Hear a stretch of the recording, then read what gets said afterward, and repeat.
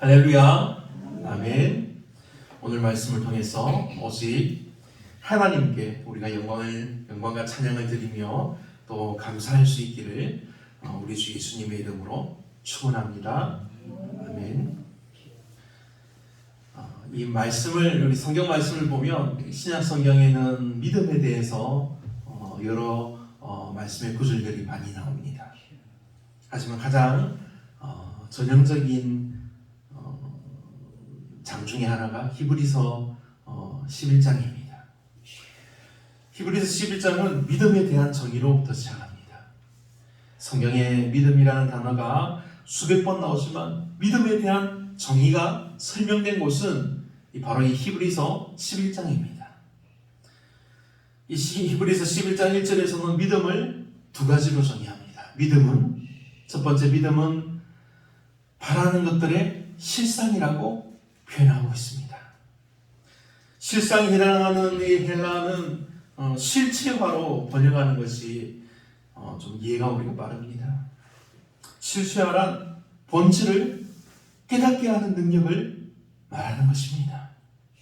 예를 들어서 요즘처럼 우리 지난주에 벌써 이제 추수가 다 끝나가지고 아직 지금 마무리를 하고 있지만 황금들판이나 또 아름다운 과일이나 또 꽃 등을 우리 시각의 능력이 그것을 실체화시키지 못하면 우리는 그것을 보지 못하는 것입니다.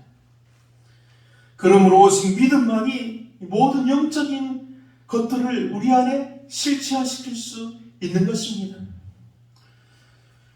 둘째로 믿음은 보지 못하는 것들의 증거라고 말씀하십니다. 현재 살아있는 우리는 하나님 나라와 영생과 같은 것을 아직은 보지 못했습니다. 하지만 그것을 믿는 믿음을 통해서 그러한 것들에 대한 증거를 이미 우리는 얻었습니다. 그리고 이 증거는 성령을 통해서 우리에게 증거됩니다. 성령께서 우리 마음에 증거를 보여주시기 때문에 그 증거를 우리가 소유할 수 있는 것입니다. 비록 그 증거는 우리가 이후에 장래에 확실히 발생할 것들이지만 우리는 믿음으로 이 증거를 이미 가지고 있는 것입니다. 우리는 장차 영생을 얻게 되지만 이미 영생을 받은 자가 되었다는 말씀입니다. 요한복음 5장 24절 이것을 말씀합니다. 내가 진실로 너희에게 이르노니 내 말을 듣고 또 나 보내신 이를 믿는 자는 영생을 얻었고 심판에 이르지 아니하나니 사망에서 생명으로 옮겼느니라. 아멘. 주 예수를 믿는 우리 성도들은 영생을 이미 얻었습니다. 이미 사망에서 생명으로 옮겼다고 말씀하십니다. 사랑하는 성도 여러분, 이 사실을 믿으십니까? 아멘. 그리고 예수님은 마가복음 11장 24절에서 그러므로 내가 너에게 말하노니 무엇이든지 기도하고 구하는 것은 받은 줄로 믿으라. 그리하면 너희에게 그대로 되리라 말씀하십니다. 이와 같이 이미 받은 줄로 믿는 믿음이 우리에게 주어진 믿음인 것입니다. 바울도 갈라디아서 2장 20절 말씀에서 내가 그리스도와 함께 십자가에 못 박혔나니 그런즉 이제는 내가 산 것이 아니요 오직 내 안에 그리스도께서 산 것이라. 이제 내가 육체 가운데 사는 것은 나를 사랑하사 나를 위하여 자기 몸을 버리신 하나님 아들을 믿는 믿음 안에서 사는 것이라. 이렇게 분명한 말씀을 전하고 있습니다. 그러면 사랑하는 성도 여러분, 우리의 믿음은 무엇입니까? 앞에서 말한 모든 것이 우리가 믿는 것들입니다. 예수 그리스도를 믿음으로 말미암아 우리를 얽매이고 있던 죄의 그 강한 구속에서 우리가 벗어나서 영원한 하나님 아버지께 기쁨으로 나아가는 것이 우리가 믿는 믿음인 것입니다. 오늘 말씀에서 예수님께서 어떻게 자신을 드렸다고 말씀하고 있습니까? 단번에 자기를 드려서 이루셨다고 말씀하십니다. 우리가 믿는 것이 이것입니다. 이것을 믿음으로 우리는 하나님의 의를 입는 것입니다. 이 놀라운 하나님의 의를 통해서 우리는 이미 구원받은 것입니다. 그런데 구원을 어떻게 받습니까? 하나님의 거룩하심과 성결의 영을 통해서 우리 구원을 이루어가는 것입니다. 이것이 우리 감리교인들이 가장 바라는 성결과 이 성화의 은혜입니다. 그런데 우리 주님은 이것을 단번에 이루셨습니다. 단번에 자신을 십자가에 드림으로 단 한 번에 이루신 것입니다. 그리고 하나님은 예수님의 놀라운 이 사랑과 은혜를 우리에게도 나누어 주신 것입니다. 그런데 주님은 단번에 이루신 것을 우리는 왜 이렇게 힘이 들까요? 왜 계속해서 우리는 고민하고 걱정하고 근심하고 우리는 왜 계속해서 회개하면서 하나님의 은혜를 구하는 것입니까? 우리의 믿음이 연약하고 또 연약하고 또 그래도 또 연약하기 때문인 것입니다. 하나님 아버지는 우리의 믿음이 이렇게 너무나 연약한 것을 아셨기 때문에 우리에게 하나님의 은혜를 계속해서 부어주시는 것입니다. 할렐루야, 아멘. 우리는 오늘 말씀을 통해서 여러 수많은 은혜를 경험할 수 있습니다. 하지만 오늘 말씀을 통해서 우리가 첫 번째로 정말 꼭 기억해야 할 것은 썩어 없어질 것들에 미혹되지 말아야 한다는 것입니다. 23절과 24절을 보면 예수 그리스도의 탕월성을 강조하기 위해서 구약에서는 죽을 수밖에 없었던 수많은 제사장들의 이름이 나옵니다. 그들과 우리 예수님을 비교하고 있는 것입니다. 즉 구약의 제사장들은 죽음으로 인해서 항상 잊지 못함이로되 예수님은 영원히 계심으로 그 제사직분도 갈리지 아니하나니라는 말씀이 바로 이 사실입니다. 이 말씀은 제한된 제사장의 생명으로 인해서 계속해서 제사장들이 바뀌게 됩니다. 계속해서 바뀌는 이 구약의 제사를 의지하는 것이 얼마나 어리석은 일인지를 우리에게 말해주는 것입니다. 그러나 우리 예수님은 어떻습니까? 예수님은 영원한 생명과 영원한 직분을 가지신 예수 그리스도만을 우리에게 예수 그리스도만을 붙잡으라는 말씀일 것입니다.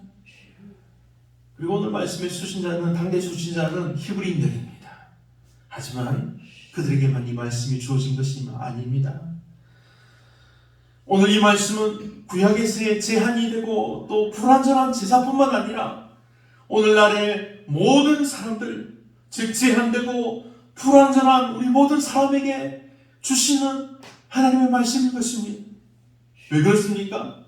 좀 더 멋지고 좀 더 발전하고 좀 더 완전한 이 오늘날을 살아가는 사람들이 진정으로 바라는 것이 무엇입니까? 결국은 없어지고 사라져버릴 것들을 바라기 때문인 것입니다. 재물과 권력과 명예와 같은 것들은 곧 없어지고 사라져버리는 것이기 때문입니다.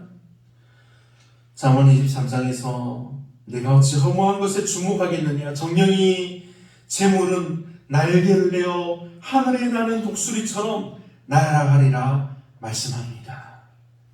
그리고 예수님은 누가복음 12장 15절에서 이렇게 말씀해 주십니다. 저에게 이르시되 삼가 모든 탐심을 물리치라. 사람의 생명이 그 소유에 넉넉한 데 있지 아니하니라 하시고. 아멘. 그러므로 사랑하는 성도 여러분, 온 세상이 하나님을 버리고 오히려 재물과 권력과 명예를 쫓아간다 할지라도 저와 여러분은 오직 영원하신 하나님의 나라와 영원히 다스리시는 우리 주님을 붙들고 살아야 하는 것입니다. 아멘. 오늘 말씀을 통해서 우리가 두 번째로 기억해야 할 것은 예수 그리스도는 하나님이 우리에게 주신 최고의 선물이라는 사실입니다.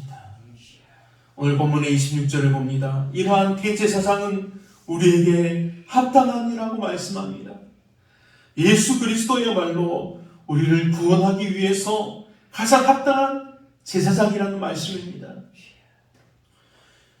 요한복음 14장 6절 말씀에 예수께서 가라사대 내가 곧 길이요 진리요 생명이니 나로 말미암지 않고는 아버지께로 올 자가 없느니라 말씀하십니다.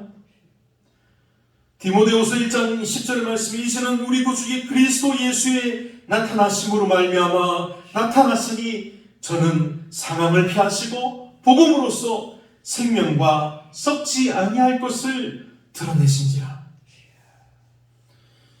오직 우리 주 예수 그리스도만이 거룩하고 악이 없고 더러움이 없고 죄인에게서 떠나 계신 분이라는 사실입니다. 하나의 오점도 없습니다. 완전히 거룩하고 깨끗하신 분이라는 사실입니다. 여러분, 하나의 예화가 있습니다. 성탄절이 가까운 어느 날 한 신문에는 다음과 같은 가슴 찡한 기사가 실렸습니다. 이 기사의 이야기는 아버지가 병이 든 아들을 두고 기도하는 내용으로 시작됩니다. 얘가 미안하다. 아버지가 아무런 크리스마스 선물도 준비하지 못했구나 하면서 아들의 손을 꼭 붙들고 울고 있습니다. 병상에 누워있는 아이는 초등학생입니다. 하지만 뇌와 간에 구리가 쌓이는 윌슨씨 병이라는 아주 희귀병을 앓고 있습니다. 그리고 이 아버지는 형편이 좋지 못합니다. 조그만 사업을 하다가 부도를 내고 쫓겨다니는 몸입니다. 그래서 아버지는 성탄절에 아들에게 줄 선물 하나도 준비하지 못한 상태입니다. 하지만 아버지가 이렇게 갑자기 아들의 병상을 찾아온 이유는 아들에게 자신의 소중한 간을 이식해주기 위해서인 것입니다. 아버지는 자신이 지금 할 수 있는 최고의 선물을 자신의 아들에게 주는 것입니다.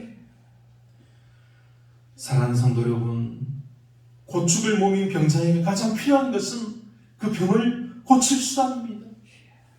우리 모두는 사실 이번 이야기에 나오는 이 환자 아이와 같은 존재가 바로 우리이지 않습니까? 아담의 죄로 인해서 모든 인간은 이 원죄를 물려받아서 가진 채 우리가 태어납니다. 하지만 이제 그리스도 예수의 십자가로 인해서 우리는 모든 죄에서, 모든 그 불의의 죄에서 노임받고 깨끗함을 입었습니다. 누군가는 이렇게 물어봅니다. 이것이 어떻게 가능합니까? 그럼 우리는 어떻게 대답하겠습니까? 믿으면 됩니다. 이것이 우리가 믿는 믿음입니다. 믿으면 영원히 사는 것입니다. 요한복음 3장 16절 말씀입니다. 하나님이 세상을 이처럼 사랑하사 독생자를 주셨으니 이는 저를 믿는 자마다 멸망치 않고 영생을 얻게 하려 하심이라. 아멘. 로마서 15장 15절 말씀입니다. 그러나 이 연사는 그 범죄와 같지 아니하나 곧 한 사람의 범죄를 인하여 많은 사람이 죽었은즉 더욱 하나님의 은혜와 또는 한 사람 예수 그리스도의 은혜로 말미암은 선물이 많은 사람에게 넘쳤으리라. 아멘. 에베소서 2장 8절 말씀에 너희가 그 은혜를 인하여 믿음으로 말미암아 구원을 얻었나니 이것이 너희에게서 난 것이 아니요 하나님의 선물이라 말씀하십니다. 디모데후서 1장 9절의 말씀에서는 하나님이 우리를 구원하사 거룩하신 부르심은 우리의 행위대로 하심이 아니요 오직 자기 뜻과 영원한 때 전부터 그리스도 예수 안에서 우리에게 주신 은혜대로 하십니다. 아멘. 예수님은 우리에게 찾아오셔서 말씀해 주셨습니다. 하나님이 세상을 이처럼 사랑하사 독생자를 주셨으니 이는 저를 믿는 자마다 영생을 얻게 하려 하심이라. 예수님께서 이렇게 말씀해 주셨다는 것입니다. 이외에도 여러 말씀을 하시고 3년을 예수님께서 부르신 제자들과 함께 삶을 같이 하십니다. 하지만 3년 동안 함께 생활하시며 하나님의 말씀을 가르치셨는데도 제자들은 예수님의 말씀을 잘 알아듣지 못합니다.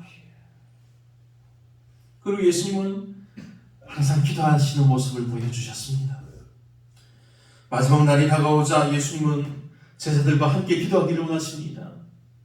함께 깨어있어 기도하라 말씀하시고 예수님은 옆에 떨어져서 기도하십니다.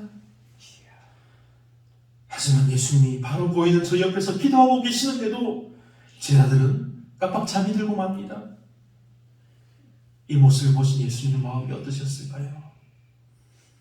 하지만 예수님은 실망하지 않고 또 침묵하지 않고 묵묵히 이 길의 끝을 향해서 가십니다.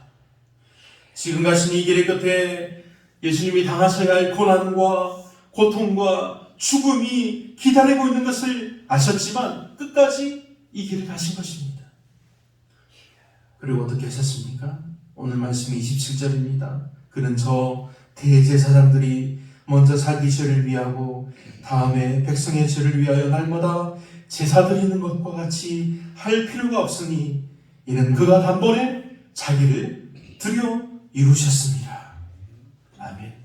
단번에 자기를 드려 모든 제사를 종결했습니다. 그러므로 우리는 이제 제사를 드리는 것이 아닙니다. 우리는 예수님의 단번에 드려 자기를 이루셨음을 이 말씀을 믿고 우리는 하나님을 예배합니다. 오직 하나님께만 영광을 돌려드리는 것입니다. 우리가 믿는 예수 그리스도로 말미암아 우리는 하나님께 의롭다함을 받았습니다. 그러면 우리는 이제 어떻게 살아야 하는 것이 맞습니까? 그냥 하나님께서 우리를 의롭게 하신 것을 그냥 감사하며 사는 것입니까? 고린도서 5장 18절 말씀에서 모든 것이 하나님께로부터 났나니 저가 그리스도로 말미암아 우리를 자기와 화목하게 하시고 또 우리에게 화목하게 하는 직책을 주셨으니 하나님이 오늘 말씀을 통해서 우리에게 원하시는 세 번째 이유가 바로 이것입니다. 하나님은 항상 우리에게 가장 좋은 것으로 주시기 원하신다는 사실입니다. 다시 한번 27절 말씀입니다. 단번에 자기를 드려 이루셨습니다. 아멘. 이것은 우리의 완전한 대제사장이 되시는 예수님이 죄와 흠이 없는 예수님 자신을 희생 제물로 삼아서 단번에 하나님께 영원한 속죄의 제사를 드리셨다는 것을 의미합니다. 그런데 여러분, 지금 우리가 살아가는 이 세상이 구약의 시대라고 생각해 봅시다. 우리는 어떤 삶을 살아갈까요? 우리 성결함과 거룩함을 위해서 우리는 많은 제사를 준비해야 할 것입니다. 또 절기에 맞춰 살아야 하고 또 율법의 수많은 규율들을 우리는 지켜야 할 것입니다. 하지만 지금 우리가 살아가는 이 세상이 그렇지 않음에 저는 감사드립니다. 우리를 구원하신 주님께 감사드립니다. 우리를 구원하셔서 영원하신 하나님 나라에 들어가게 하신 우리 하나님께 감사드립니다. 그래서 우리는 하나님을 예배하는 것입니다. 우리가 그냥 예배합니까? 결코 그렇지 않습니다. 우리는 이 예배를 신령과 진정으로 하나님께 올려드리는 것입니다. 성령께서 우리와 함께 하심으로 우리의 새롭게 된 마음과 우리의 새롭게 된 영으로 하나님을 예배하는 것입니다. 이웃을 또 초청해서 준비하는 마음과 기쁨과 감사로 하나님께 예배합니다. 그러니 사랑하는 성도 여러분, 이전같이 율법과 구속의 열매인 것에서 떠나서 오직 화목하게 하시는 우리 주 예수님의 은혜와 사랑을 믿으시기 바랍니다. 로마서 8장 32절 말씀에서 자기 아들을 아끼지 아니하시고 우리 모든 사람을 위하여 내어주시니가 어찌 그 아들과 함께 모든 것을 우리에게 은사로 주시 아니하시겠느냐라고 말씀하신 이 말씀을 들으시기 바랍니다. 오늘 말씀을 밝히 들으시기 바랍니다. 오늘 본문을 통해서 우리에게 주시는 하나님의 말씀은 첫째, 썩어 없어질 것들에 대해 미혹되지 말아야 한다는 사실이었습니다. 그리고 두 번째는 예수님이 하나님이 우리에게 주시는 가장 최고의 선물이라는 사실입니다. 사랑 여러분, 우리 앞에 주어지고 우리 앞에 놓여진 것이 무엇입니까? 우리 앞에 있는 것은 세상이 자랑하는 물질도 권력도 명예도 그 어떠한 것도 아닙니다. 우리 앞에 있는 것은, 그리고 우리 안에 역사하시는 것은 우리 안에서 나를 변화시키시고 나를 항상 새롭게 하고 나를 항상 하나님을 향한 소망 가운데 거하게 하는 것, 바로 예수 그리스도 우리 주님인 것입니다. 그래요, 오늘 말씀을 우리는 붙들고 살아갑시다. 10년, 20년 전만 해도 우리 교회들에 붙어있는 것이 있었습니다. 모이면 기도하고 흩어지면 전도하자, 이런 은혜로운 주제였습니다. 바라기는 이 은혜로운 주제가 우리의 외침이 되기를 간절히 소망합니다. 그러니 단번에 자기를 드려 이루시는 우리 주님께서 우리 모두의 삶 속에서 단번에 이루심을 믿고 또한 더욱 믿게 되기를 우리 주 예수님의 이름으로 축원합니다. 아멘. 기도드리겠습니다. 아버지 하나님의 한이 없으신 은혜와 사랑을 감사합니다. 예수 그리스도 우리 주님을 믿는 믿음으로 영원하신 하나님의 나라에 들어가게 하시니 너무나 감사드립니다. 우리들이 가진 이 믿음이 더욱더 굳세게 하시며 흔들리지 않도록 날마다 주님께서 저희와 동행하여 주옵소서. 오늘 말씀의 제목인 단번에 자기를 드려 이루셨음이라는 주님의 말씀을 통해서 오직 구원은 예수 그리스도로 말미암아 주시는 하나님의 은혜의 선물인 줄을 믿고 감사하며 기뻐하고 하나님께 예배하는 성도들 되게 하여 주옵소서. 우리의 간절한 믿음을 더욱더 굳세게 하여 주시옵소서. 오늘 주신 말씀 오직 아버지 하나님께 감사드리오며 우리 주 예수님의 이름으로 간절히 기도합니다. 아멘.